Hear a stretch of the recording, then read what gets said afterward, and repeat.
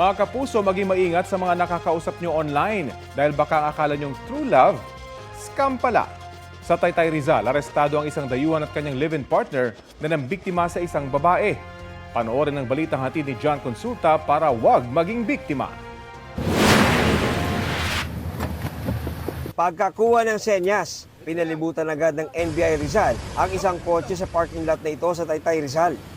FBI, raise your hand. Open the door. Get out! Tumaas ang tensyon na magmatigas ang dayuhang target at tumangging bumaba ng sasakyan.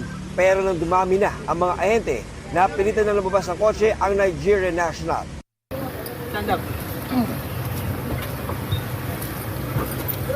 Here. Get down. Get down. Hold your knee. Hold your knee. Sa kalapit na establishmento, arestado rin ang kanyang live-in partner. Ayon sa NBI Rizal, nag-ugat ang operasyon sa reklamo ng isang complainant laban sa isang dayuhan na nagpakilalang intelligence operative ng Amerika na kanyang nakilala sa isang dating app. Kinalaunan, naging karelasyon niya ito. Una ay hiningan siya ng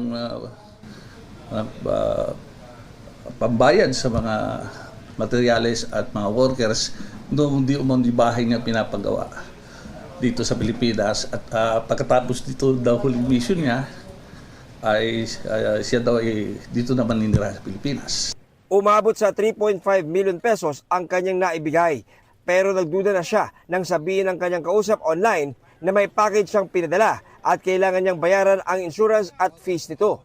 Meron daw pinadalang shipment o package para dito sa ating complainant na kailangan niyang kunin sa isang courier service. At doon nga ay nagbayad din na naman siya na malaking halagang pera. 3 buwang buntis ang naarestong babae na bukod sa tagakuha ng pera sa kausap ng grupo ay nagsisilbi rin umanong money mule sa tuwing ipinapagamit ang kanyang bank account para sa transaksyon ng mga Nigerians. Inutusan kaming kunin ang pera at bibigyan kami ng komisyon. Tumanggap po kami ng trabaho dahil naghangad din po kami kumita. Hindi ko akalain na ganitong mangyayari. Kung ano po yung utos sa akin, iyon lang po ang ginawa ko. I'm not a scammer. I'm innocent. I'm used on this. This is not my kind of business. I have my own business. Naging eye-opener daw para sa biktima ang inakala niyang true love na scam lang pala.